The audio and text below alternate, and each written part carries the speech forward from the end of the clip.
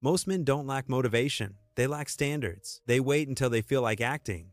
They negotiate with weakness, and then they wonder why they don't respect themselves. Self-respect isn't a feeling. It's built quietly, daily, and it starts with discipline. Modern life makes this worse. Comfort is everywhere. Distraction is unlimited. No one expects anything from you, and that's the trap. When nothing is required, you stop requiring things from yourself. And slowly, without noticing, your standards collapse. You sleep later. You train less. You avoid hard conversations.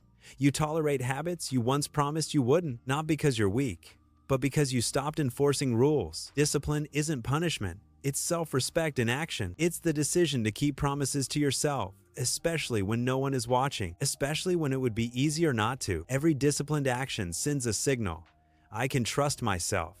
Every excuse sends the opposite. Over time, those signals compound. Confidence doesn't come from hype. It comes from evidence. Evidence that you do what you say you'll do, that you show up tired, that you don't need motivation to function. Men who are disciplined walk differently. They speak less.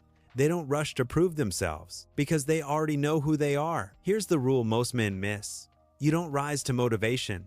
You fall to your standards. So set non-negotiables. Train, even if it's short. Wake up when you said you would. Handle the one task you've been avoiding. Not everything.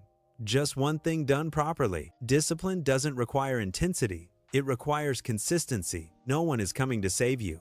And that's good news. Because self-respect is earned, not given. And discipline is how you earn it. Quietly, relentlessly, daily. This is Iron Resolve.